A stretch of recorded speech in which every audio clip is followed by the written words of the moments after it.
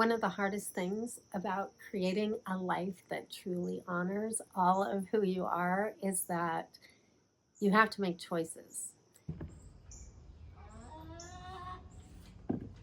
At first, we think choices are great, we have all the options, that kind of thing. But the problem comes when you have to make a choice between two things that look pretty good, or when you have to make a choice between two things that you really care about or that you've really invested time and attention into.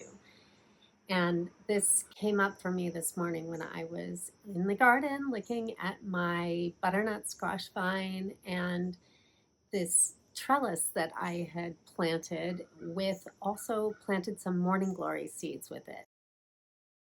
Originally, I thought that these two things would grow up beautifully together. The pretty morning glory blossoms mixing in with the butternut squash vine. I thought it would be great. And when I was walking around this morning looking at how it was going, I noticed that the morning glory vine was choking out the butternut squash. It was making it so that the butternut squash was not able to produce blossoms that the bees could find. So it was making it so that I wasn't getting any fruit blossoms on the vine. And I realized I had a really tough choice to make. I had two things that I really invested in, that I really wanted to be beautiful. I had high hopes for it. And I realized I had to cut out the morning glory vine. Before it had even blossomed, I needed to kill this plant if I wanted butternut squash to live. If I valued the morning glory more than the butternut squash, it wouldn't have been a problem. But I really value my butternut squash because I want it all winter long. And it's sort of now or never. Summer's happening, the growing season is now. So if I didn't do it, I would end up having a choice being made for me anyway. I would lose my butternut squash option. I was thinking about that and realizing that this comes up in life as well, especially at my age. You realize that some of the things that you invested in, some of the relationships that you thought would pan out in certain ways, even sort of the idea you have of who you are or how your life is going or what you're going to be doing with yourself, it might change and you might end up with some pretty good options. And I think that's the most dangerous place to be, when you have options that either you really wanted to work out and you're really trying to make them work out, or options that you have invested in and they're pretty good, but by not making a choice, you're not actually choosing what you want to grow. And that's what I want you to take away from this, is that it's not about necessarily cutting something out. And I know it might feel like that when you're having to make a choice about something that you really care about and having to let it go. But it's really more about, what do you want to actually grow in your life? What are you nurturing? What are you protecting? What are you trying to have more of in your life? And I can give you some interesting examples of this. My best friend from high school has been dating, and she has sometimes gotten really excited about somebody that she's dating and has an idea of where that's going and what it's going to be like.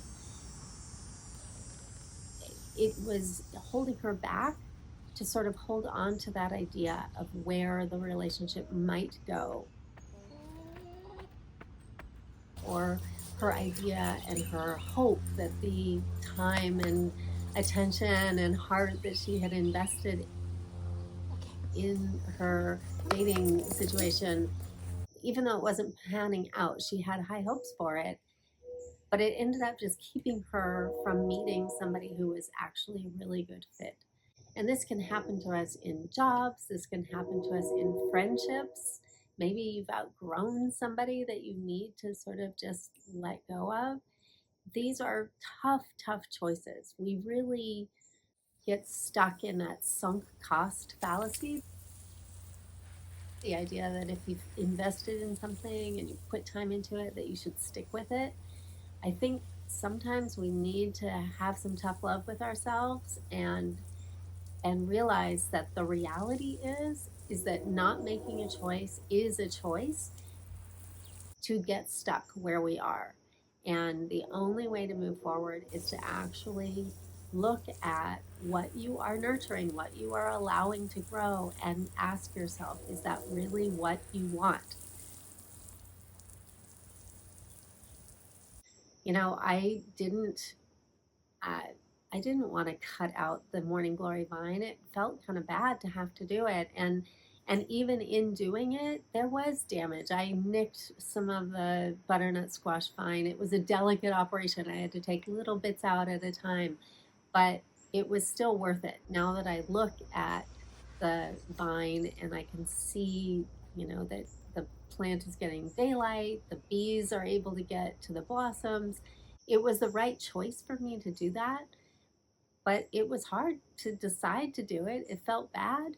It didn't feel good. I had two things that I really cared about that I wanted to grow, but I could only grow one. And I guess that's what I wanted to share with you. I want you to think about, what are you growing? What are you protecting? What are you trying to get more of? And does something have to be eliminated, or do you have to let something else go by the wayside? Do you have to release something in order to have more of the thing that you really care about? That's the basis of having a soft ambition life as well. When you are, it's not lazy or lack of ambition, it's just that you're going toward what feels right. You're trying to create more of what you want to experience, and you're kind of considering the journey as you are getting toward your goal. You're thinking each step of the way about what you're growing in your life, what you want more of, and making choices, sometimes tough choices, that help you get more of what you want. Thanks for listening today, and I will talk to you soon. Bye.